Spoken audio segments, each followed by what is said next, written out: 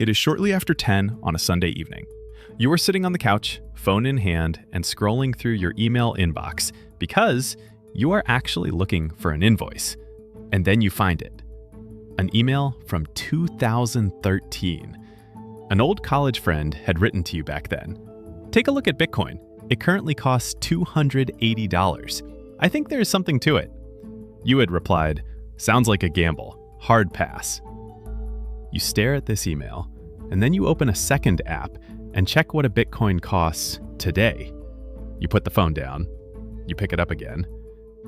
You calculate what would have become of $500 from back then. Then you stop calculating because the number hurts.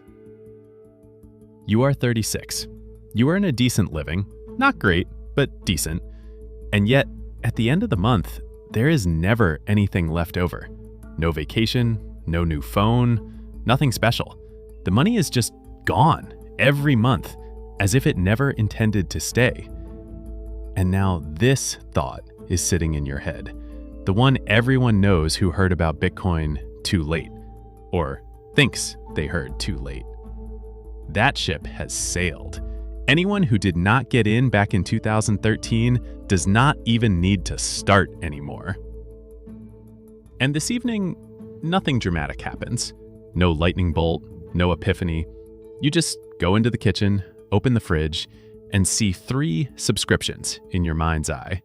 2 streaming services that you have not opened in months, and a gym where you were last seen in February. $59 every month for nothing. And as the fridge door closes, you think a single sentence.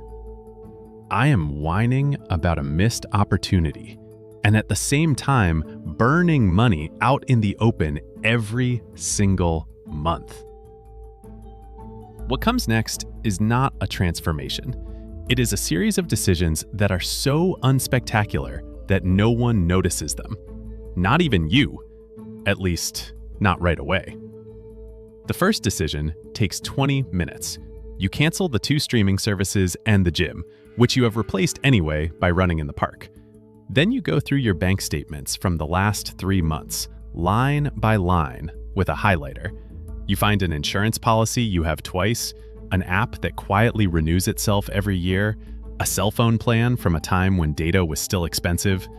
By the end of the evening, you have freed up $120 a month without giving up a single thing you actually use. The second decision is even more boring. You start cooking for yourself again. Not fancy, not meal prep with an Instagram aesthetic. 5 fixed meals that rotate through the week. The grocery list is almost identical every week. Nothing spoils anymore, and the receipt, which used to be over $80, levels out at a good $50. Then comes the lunchbox for the office. Lunch from the delivery app costs $13. Your pre-cooked portion less than $4. You extrapolate that once and, shortly, over $2,000 a year just for the difference between the order button and taking the lid off a container. Added together, that is now a good $300 a month that previously just vanished. And here comes the part that changes everything, and it takes 4 minutes. You set up a savings plan. Every week, always on the same day, you automatically buy $75 worth of Bitcoin.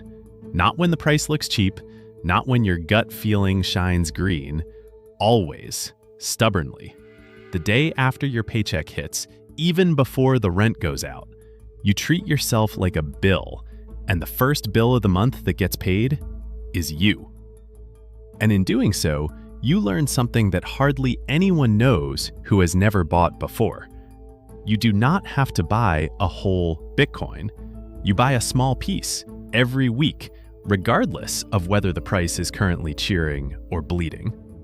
The technical term for this sounds complicated, dollar cost averaging, but at its core, it is the simplest trick in the world. You take the decision away from yourself. Money that is automatically turned into Bitcoin before you see it is money you can neither spend nor gamble away. And you learn something else pretty early on, fortunately. An acquaintance tells you about a platform that promises 12% interest on Bitcoin. Sounds great.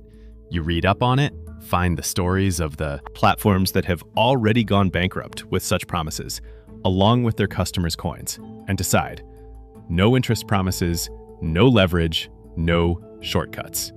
Instead, you buy a hardware wallet, regularly transfer your Bitcoin there, and write your 12 words of your recovery phrase on paper, not in your phone, not your keys, not your coins.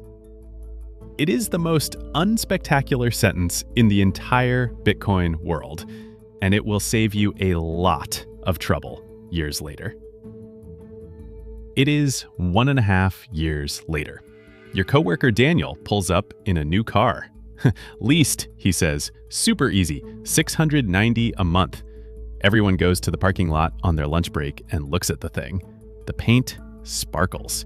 You go over too and say that it looks good, because it does. Your own car is 10 years old. The driver's door makes a quiet clicking sound when you pull it shut. At home that evening, you do some math that you will never forget. $690 a month is over $8,000 a year for a thing that is worth less every year simply because time passes. On the other side is your weekly savings plan, with which you could exchange that same money into the scarcest asset ever invented, 21 million. There will never be more. No board of directors can print new ones. No central bank can add more. A car loses value through time. Bitcoin is absolutely scarce. And you begin to understand that this is exactly the point. You keep driving your car. The difference to the lease payment that you never paid increases your savings plan. Then comes the winter everyone warned you about, the bear market. Your portfolio drops by more than 60%.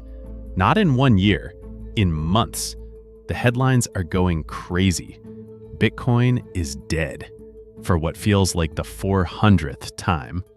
Daniel flashes you a grin in the break room and asks how your internet money is doing. Your thumb hovers over the sell button for a week. You do not press it. The savings plan keeps running stubbornly every week, buying at prices where everyone else has long since run away. You truly understand in this winter, for the first time, why the old-timers say that the bear market transfers Bitcoin from impatient to patient hands. 2 years later, your portfolio is higher than ever before. Not because you were smart, but because you did not move while Bitcoin worked for you. At 40, you get promoted, $10,000 more a year. Your first impulse is the same as anyone else's. Finally treat yourself to a bigger apartment. You know this impulse well enough by now not to trust it. So you change nothing. Absolutely nothing. You continue to live as you did with your old salary, and the entire difference flows into the savings plan. You call it the 2-year rule. Always live as if you were earning what you earned 2 years ago. No one notices. Only your Bitcoin balance is growing now as if someone flipped a switch. Along the way, something else happens, quite by chance. You have enjoyed tinkering with computers for years. A friend asks if you can save her laptop. She hands you $80. Then her neighbor asks, then a coworker. You do not start a company. You do not make a website with a slogan. 2, 3 small jobs a month. Things you enjoy doing anyway. And it adds up to $200 to $300. You buy Bitcoin with every single dollar of it. Your hobby is now paying for your future while making you happy. At 43, the moment happens for which no one sets off fireworks. You are sitting in front of your hardware wallet on a Thursday evening, the coffee mug next to it, and for the first time, you see a 1 before the decimal point. 1 whole Bitcoin, out of the 21 million that will ever exist belongs entirely to you. Bought together from canceled subscriptions, lunchboxes, a clicking car door, and hundreds of quiet weekly purchases, none of which were worth mentioning individually. You do not tell anyone. There is no version of this conversation that fits into a lunch break where people talk about lease payments. The fridge hums, a car drives by outside. That is what it sounds like when you cross a finish line. Like nothing at all. That year, your coworker leases his third new car and takes on a part-time job on Saturdays to cover something, the details of which you never quite catch. You do not feel superior. You just see two completely different lives and know exactly which one you chose. On a Sunday evening 7 years ago, with an old email from 2013 on the screen, no one knows 100% what will become of your Bitcoin holdings one day. The price will continue to fall and rise more wildly than your stomach might sometimes like. But you know one thing for sure. You own something that no one can reprint, secured with your own keys. Governments will continue to print money like crazy and further dilute the purchasing power of euros and dollars. You have not given up anything that you really missed. You just stopped buying the illusion of wealth and started owning true scarcity. And that thought from back then, that the ship had sailed, that was wrong. The best time to regularly buy Bitcoin was 2013. The second best was that Sunday evening on the couch. You took the second best, and it was enough. Boring wins. It always wins. It just wins so quietly that no one films it. You have just seen how someone with boring habits and a dull weekly savings plan saves up a whole Bitcoin, purchase by purchase. But maybe you asked yourself while watching if that is really the only way, always just squeezing your own money out of your paycheck month after month. The good news is, it is not. There is a second way, and it does not cost you a single dollar out of your own pocket. In the next video, I will show you how you can additionally save Bitcoin every month, completely on the side with things you do every day anyway. Grocery shopping, getting gas, ordering online, completely normal everyday expenses that you have regardless. Except that in the end, you get Bitcoin out of it, without having to spend or invest a single cent more. Click here on the video or the link in the first comment.